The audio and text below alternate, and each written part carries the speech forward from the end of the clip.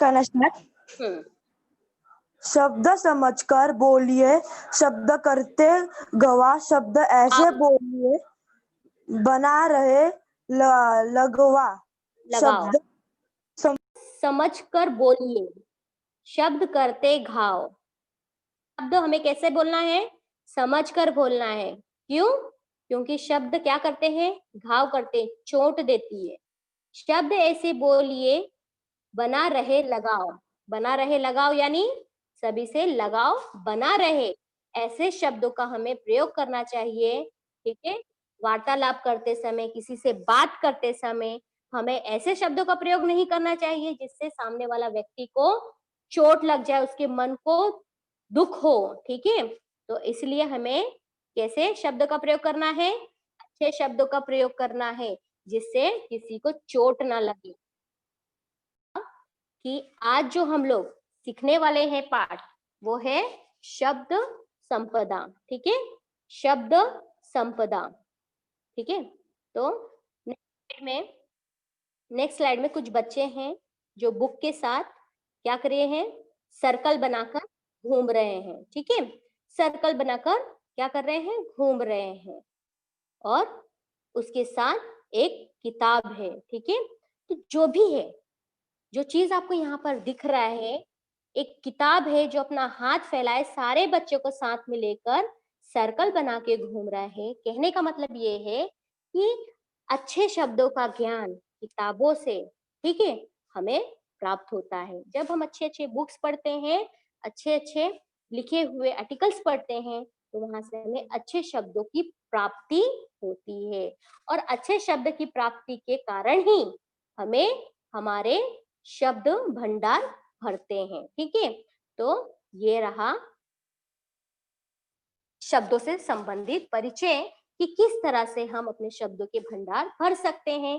शब्द हमें अच्छे शब्द कहाँ से प्राप्त होते हैं। ठीक है, तो यहाँ पर पीछे ने आपको बताया। अब शब्दों का सफर, ठीक है, हमें यहाँ पर ये बात ध्यान से सुननी है कि शब्दों का सफर कैसे स्टार्ट हुआ, है ना?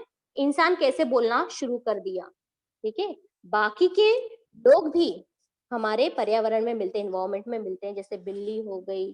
ठीक है, ऐसे बहुत सारे चीजें हैं, पर वो तो शब्दों का प्रयोग नहीं करती। ठीक है, तो शब्दों का प्रयोग, शब्दों का जो सफर है वो इंसानों से कैसे शुरू हुआ, तो यहाँ पे हम लोग थोड़ा सा उसके ऊपर बात करने वाले। सभी का ध्यान होना चाहिए यहाँ पर।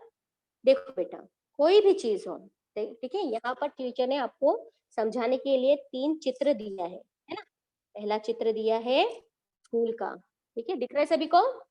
सभी को दिख रहा है स्कूल का। दूसरा है पानी का, तीसरा है बिल्ली का, राइट ना?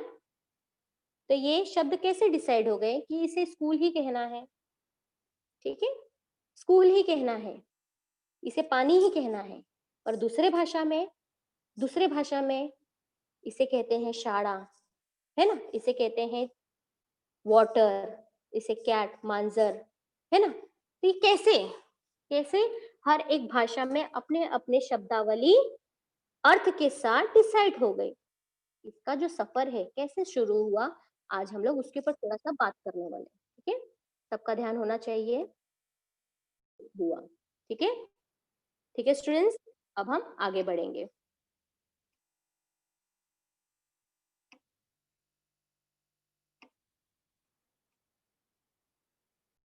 शब्द यानी वर्ड और उसकी संपत्ति, इसीलिए इस पाठ का नाम क्या हो गया? शब्द संपदा। ठीक है, ध्यान देना सभी को।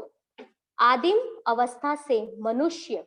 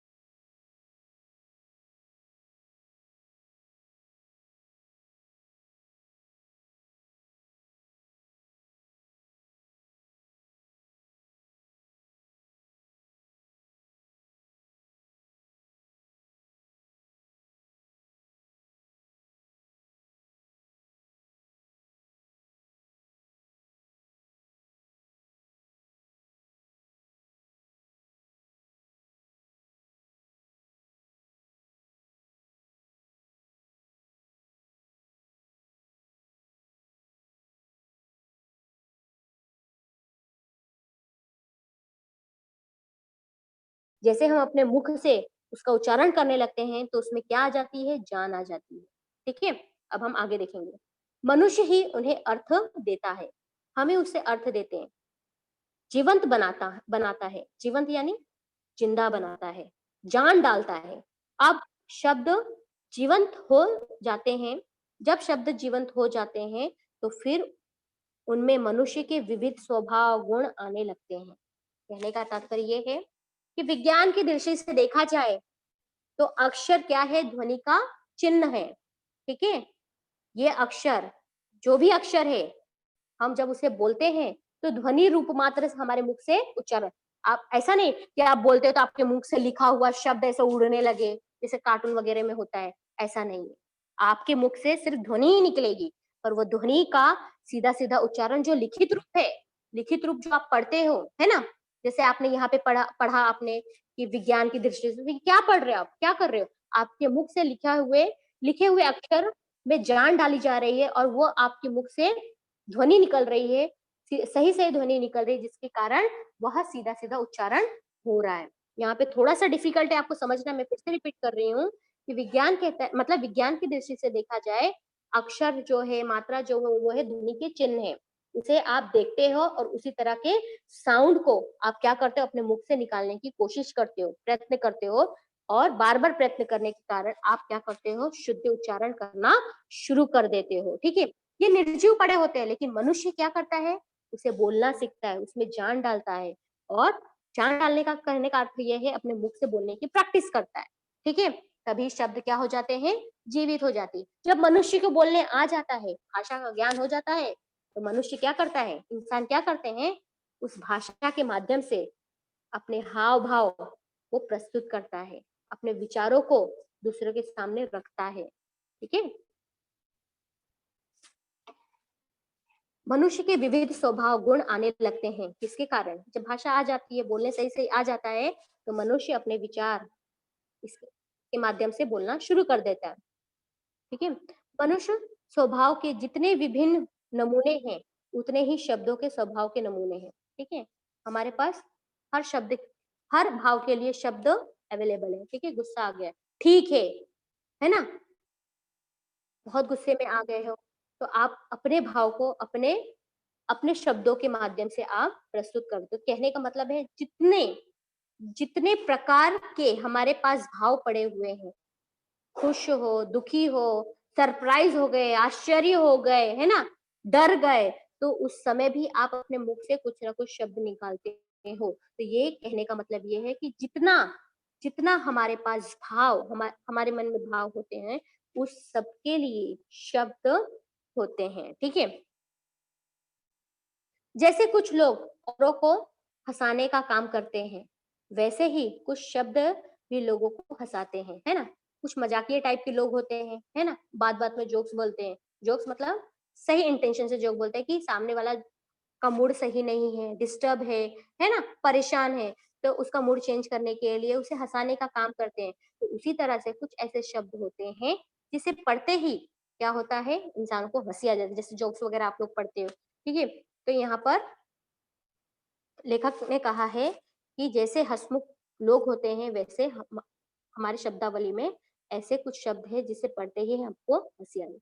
जैसे कुछ मनुष्य औरों को हमेशा तकलीफ देते हैं, हंसने वाली बात हो गई, लेकिन इसके साथ साथ जैसे कुछ मनुष्य लोगों को जानबूझकर तकलीफ देते हैं, उसी तरह से कुछ ऐसे शब्द होते हैं जिसे सुनते ही आपको तकलीफ हो जाता है ना, आप किसी काम के नहीं हो, आप कुछ नहीं कर सकते, तो ऐसे जो शब्द है तकलीफ देने वाले शब्द होते हैं। ठीक है, वैसे कुछ शब्दों के उच्चारण मात्र से सामने वाला व्यक्ति क्या हो जाता है, व्यथित हो जाता है। यदि आपने बहुत मेहनत से आपने कुछ वर्क किया है, टीचर वहां पे देखती है, आपकी कमी बताती है, पर उस समय टीचर का दिमाग सही नहीं होता, आपको बोल देती है कि बेटा ये तुमने क्या किया, तो आपको ऐसा लगता है अरे बाप रे, मेरे से बहुत बड़ी गलती हो गई। तो उसके बाद टीचर समझते नहीं, बच्चे ने मेहनत की है, लेकिन आप कहाँ पे सुधारना है, वहां पे आपको गाइड करती है। तो यहाँ पर आपको गुड, वेरी गुड, एक्सलेंट सुनना बहुत अच्छा लगता है, ये आपको खुशी देती है। लेकिन आपको ऐसा बैड, रीडू, जब इस तरह से आपको रिमार्क मिलते हैं, तो आपको थोड़ा ऐसा लगता है ना कि नहीं, थोड़ी सी तकलीफ हो जाती है। फिर उसके बाद आप क्या कर सकते हो, आप उसमें सुधार ला सकते हो। आप अच्छे अच्छे वे में उसे लेना है कि यदि आपको अभी ये मिला है तो यानी आपको यहाँ पे सुधार करनी है और आपको अच्छा रिजल्ट सामने देना है, ठीक है। तो यहाँ पर लेखक कहते हैं कि हंसने वाले शब्द तो हो गए, कुछ लोग हंसमुख होते हैं, फ्रेंडली होते हैं, लेकिन कुछ लोग थोड़े गुस्सेल टाइप के होते हैं, थोड़े स्ट्रिक्ट टाइप के होते हैं ना, हमेशा आपको हर्ट करने वाली बात कह देते हैं, शब्द कह देते हैं। तो इस तरह से वो जो शब्द होते हैं उससे सिर्फ उसके उच्चारण मात्र से आपको आपको दुख पहुंचता है, तकलीफ होती है, ठीक है। आगे का पैराग्राफ देखेंगे हम लोग। कई बार तो ऐसे शब्दों को सुनकर वह रोने भी लगता है, ठीक है। कभी कभार आपने क्लास वर्क या होमवर्क नहीं किया है, ठीक है, और सबमिशन का समय आ गया है, तो टीचर आपको थोड़ा सा चिल्ला देती है, बेटा इतना टाइम क्या है, क्योंकि उतने टाइम तो आप खेल रहे थे, टीवी देख रहे थे, राइट।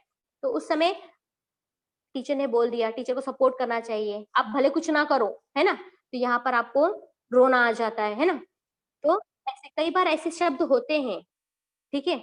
आपको यहाँ पर मतलब इनकम्प्लीट आ गया, फिर रिमार्क आ गया, तो यहाँ पर आप देखते हो तो आपको रोना आ जाता है, काश मैं पहले किया होता तो शायद टीचर मुझे गुड, वेरी गुड या फिर ओके करके ऐसे दे देती, लेकिन आपको थोड़ा सा फील होता है, मुझे पता है, मैंने कई बार ये एक्सपीरियंस किया आप लोगों के साथ, ठीक है। तो यहाँ पर कई बार तो ऐसे शब्द होते हैं जिसको सुनते ही आपको रोना आ जाता है। कुछ लोग बड़े प्रिय होते हैं, कुछ लोग बहुत अच्छे होते हैं, प्रिय होते हैं, वैसे ही शब्द भी बहुत प्रिय होते हैं। कौन से शब्द प्रिय हो सकते हैं अपने लिए? गुड, वेरी गुड, एक्सलेंट, है ना। तो उसके लिए, उसे प्राप्त करने के लिए, ऐसे शब्द प्राप्त करने के लिए हमें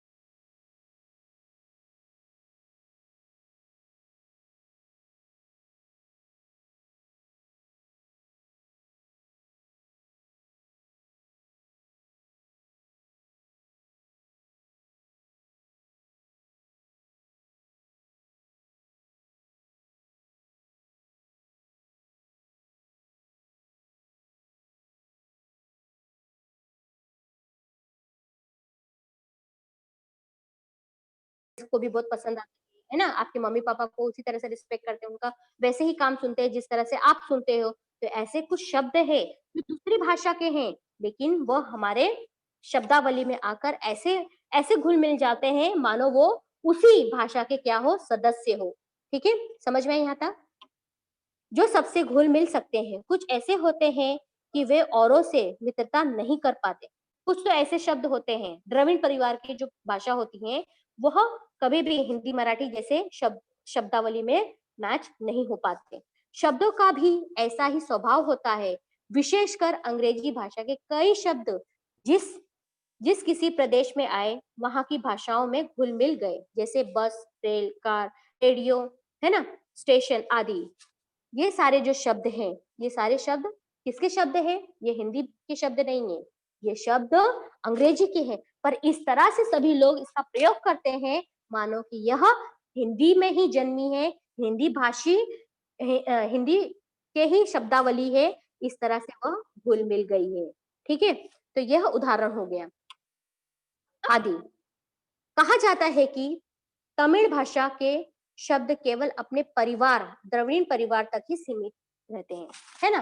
तेलुगु हो गया, कन्नड़ हो गया, ये जो भाषा है तमिल परिवार, तमिल भाषा के जो भी शब्द है वह क्या हो गए, द्रविड़ परिवार, द्रविड़ परिवार जैसे कि साउथ की जो भाषा है उसी तक ही सीमित है, वे किसी से घुलना मिलना नहीं चाहते, है ना। कुछ इंसान भी ऐसे होते हैं, उनका स्वभाव भी कुछ इसी तरह के होते हैं शब्दों जैसा। कुछ तो ऐसे होते हैं जो एकदम फ्रेंडली नेचर के होते हैं, वो किसी से भी मिलजुल लेते हैं, है ना। उन्हीं इस तरह से मिलजुल जाते हैं कि जो सामने वाला ऑब्जर्व करता है वो परेशान हो जाता है कि ये भाई ये इसी घर के परिवार का सदस्य है कि कहीं और का है ना। तो इसी तरह से कुछ और ऐसे व्यक्ति होते हैं जो सिर्फ अकेला रहना पसंद करते हैं, अपने परिवार के साथ हंसना बोलना रहता है, किसी और के साथ डायरेक्टली वो मैच नहीं होते। तो उस तरह से यहाँ पर लेखक ने शब्दों के माध्यम से, शब्दों का उदाहरण देते हुए कहा है कि मनुष्य का जो स्वभाव है यहाँ पर शब्दों में भी दिखता है। तो जहाँ तमिल भाषा के जो शब्द है वो सिर्फ द्रविड़ परिवार तक ही सीमित है, वहीं तक सीमित है और उन्हीं परिवार से मेलजोल खाती है, किसी और भाषा से मेलजोल नहीं खाती है, वे किसी से घुलना मिलना नहीं चाहते। अलबत्ता हिंदी के शब्द मिलनसार हैं, अलबत्ता जो शब्द है हिंदी के ये मिलनसार है, परंतु सब नहीं। सिर्फ तमिल भाषा का जो अलबत्ता जो शब्द है वही हिंदी से मिलते जुलते हैं, परंतु सब नहीं, सब नहीं। सिर्फ अलबत्ता शब्द ही क्या है, मिलनसार है। बाकी की तमिल भाषा के कोई भी शब्द कम मिलनसार है। मैंने शब्द यूज किया है कम मिलनसार है, सिर्फ अलबत्ता शब्द ही एक ही मात्र शब्द है जो मिल रहा जुल रहा है। आपने अंग्रेजी का देखा, रेलवे स्टेशन, रेल, कार, गाड़ी, ये जो चीज है ये सारी चीज मैच हो रही है, लेकिन इतने सारे शब्द, इसके अलावा बहुत सारे शब्द है। ठीक है, तो यहाँ पर सिर्फ तमिल भाषा के सिर्फ एक ही शब्द, अलबत्ता जो शब्द है वह हिंदी भाषा से मिल रही है, बाकी की और नहीं, परंतु सब नहीं। यहाँ पर अंडरलाइन करना है, प्रश्न पूछे जा सकते हैं। कुछ शब्द तो अंत तक अपना स्वतंत्र अस्तित्व बनाए रखते हैं, अपने मूल रूप में ही वह अन्य स्थानों पर जाते हैं। कुछ शब्द अन्य भाषा के साथ इस प्रकार जुड़ जाते हैं कि उनका स्वतंत्र रूप खत्म सा हो जाता है। कुछ ऐसे शब्द होते हैं जैसे उपसर्ग प्रत्यय आदि शब्द का आदि वर्ण का यूज करते हैं तो उस तरह के शब्द बनते हैं। ठीक है, तो यहाँ पे जब आपका उपसर्ग और प्रत्यय ग्रामर स्टार्ट होगा तो वहां पर हमको ये चीज मिलेगा सीखने के लिए। ठीक है, तो यहाँ पे कुछ ऐसे शब्द होते हैं कि उसमें कुछ वर्ण जुड़ जाने से, जैसे प्र, है ना, प्र, अ आदि शब्द जुड़ जाने से जब उपसर्ग और प्रत्यय ग्रामर हम लोग जब सीखते हैं तो ऐसे शब्द में हम लोग जब कोई शब्द जोड़ देते हैं, कोई वर्ण जोड़ देते हैं तो वह अपना स्वतंत्र अस्तित्व पूरी तरह से, उनका अस्तित्व पूरी तरह से क्या हो जाता है, विलुप्त हो जाता है। जैसे कि सफल, अ जोड़ दिया तो असफल, तो पूरी तरह से वह अपना अस्तित्व, अपना अर्थ ही पूरी तरह से, उसका मतलब विरोध, ऑपोजिट बन जाता है पूरी तरह, तो अपना स्वतंत्र अस्तित्व पूरी तरह से छोड़ देते हैं। तो यहाँ पर कुछ ऐसे शब्द होते हैं जो सिर्फ जुड़ ही जाते हैं, लेकिन उसमें क्या हो जाता है, पूरी तरह से उनका अर्थ अलग हो जाता है। ठीक है, ये उदाहरण हम लोग देखेंगे बाद में। हिंदी में कुछ शब्द ऐसे भी पाए जाते हैं जो दो भिन्न भाषाओं के शब्दों के मेल से बनते हैं। और हमने देखा है कि हिंदी जो भाषा है इसमें कुछ ऐसे और शब्द होते हैं जो भिन्न भाषाओं के शब्दों के मेल से बनते हैं। अब ये शब्द हिंदी के ही बने हैं, जैसे हिंदी संस्कृति से वर्षगांठ, है ना, मांग पत्र, हिंदी अरबी, फारसी से थानेदार, किताब घर से अंग्रेजी संस्कृति से रेल यात्री, रेडियो तरंग, है ना, अरबी फारसी अंग्रेजी से बीमा पॉलिसी आदि। यहाँ पे अलग दूसरे जो भाषा से शब्द आए हुए हैं उनके यहाँ पे नाम बताए गए। इन शब्दों से हिंदी का भी शब्द संसार क्या हुआ है, समृद्ध हुआ है, क्या हुआ है, बढ़ा है। कुछ शब्द अपनी माँ के इतने लाडले होते हैं कि वे माँ वे माँ मात, वे माँ मातृभाषा को छोड़कर औरों के साथ जाते ही नहीं। कुछ शब्द बड़े बिंदास होते हैं, वे किसी भी भाषा में जाकर अपने लिए जगह बना ही लेते हैं। यहाँ पर ये कहा गया है, शब्दों के व्यवहार के बारे में कहा गया है कि कुछ ऐसे शब्द होते हैं सिर्फ एकमात्र शब्द प्रत्यय या उपसर्ग जुड़ जाने से उनका स्वतंत्र रूप बदल जाता है, या तो फिर उनका स्वतंत्र रूप पूरी तरह से खत्म हो जाता है। कुछ तो ऐसे है, कुछ ऐसे शब्द आए हैं जो अरबी फारसी, है ना, संस्कृत के अंग्रेजी भाषा से शब्द आए हुए हैं, जो हिंदी भाषा, हिंदी की जो शब्द संसार है उसे अधिक समृद्ध, मतलब और ज्यादा अधिक समृद्ध कर देती है। लेकिन कुछ तो शब्द ऐसे होते हैं अपने माँ बाप के, मम्मी के इतने लाडले होते हैं, वह अपनी मातृभाषा को छोड़कर किसी और भाषा में मिलते ही नहीं। और कुछ तो ऐसे शब्द होते हैं जो एकदम बिंदास होते हैं, वे किसी भी भाषा में जाकर अपने लिए जगह बना ही लेते हैं। शब्दों के इस प्रकार बाहर जाने और अन्य अनेक भाषाओं के शब्दों के आने से हमारी भाषा क्या हो जाती है, बढ़ती है, उसका विकास होता है, समृद्ध होती है। विशेषतः वे शब्द जिनके लिए हमारे पास प्रति शब्द नहीं होते, ऐसे हजारों शब्द जो अंग्रेजी, पुर्तगाली, अरबी, फारसी से आए हैं, उन्हें आने दीजिए, जैसे brush, rail, pencil, radio, car, scooter, station आदि। परंतु जिन शब्दों के लिए हमारे पास सुंदर शब्द है, उनके लिए अन्य भाषाओं के शब्दों का प्रयोग नहीं होना चाहिए। हमारे पास माँ के लिए, पिता के लिए सुंदर शब्द है, जैसे माई, अम्मा, बाबा, अक्का, अन्ना, दादा, बाबू आदि। अब उन्हें छोड़ मम्मी डैडी कहना अपनी भाषा के सुंदर शब्दों को अपमानित करना है। यहाँ पर लेखक थोड़ा सा व्यंग्य करते हैं कि जो शब्द की देखो, शब्द तब तक जीवित है जब तक दूसरे भाषा के शब्द आकर उसमें मिल नहीं जाते। इससे क्या होता है, भाषा की जो शब्दावली है वो समृद्ध तो होती है, लेकिन जो भाषा में आपके लिए अच्छे शब्द, सुंदर शब्द हैं, उसका ही प्रयोग आपको करना चाहिए। ठीक है, तो यहाँ पर आपके लिए मम्मी पापा के लिए माई, अम्मा, बाबा, अक्का, ये सारे शब्द अवेलेबल है, ये सुंदर शब्द है। पर इसकी जगह पर आप मम्मी डैडी जब शब्द का प्रयोग करते हो, तो मानो ऐसा लगता है कि आपकी भाषा की सुंदरता पर आप क्या कर रहे हो, आपकी भाषा की सुंदरता को आप कलंकित कर रहे हो, अपमान कर रहे हो। ठीक है, अब हम आगे देखेंगे नेक्स्ट पेज नंबर 37।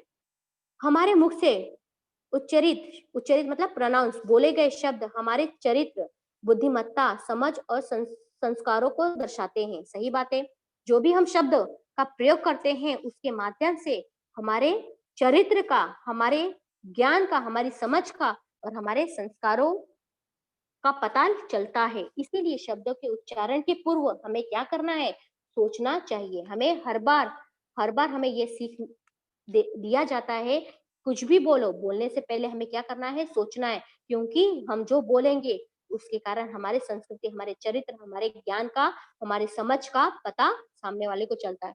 कम से कम शब्दों में अर्थपूर्ण बोलना और लिखना एक कला है। कम से कम शब्दों के प्रयोग में अपनी सारी बात कह देना, ये एक कला है। यह कला विविध पुस्तकों के वाचन से, परिश्रम से, साध्य से, यानी मेहनत से क्या होता है, पूरी होती है, मिलती है। यह जो कला है तभी विकसित होगी जब हम बहुत सारे पुस्तक पढ़ेंगे, परिश्रम करेंगे, साध्य करेंगे, उसे समझेंगे और उसे अपने व्यवहारिक जीवन में प्रयोग करेंगे, तब जाके वह क्या होगा, हमें वह कला आएगी। ठीक है, यह कला विविध पुस्तकों के वाचन से, परिश्रम से साध्य हो सकती है। मात्र एक गलत शब्द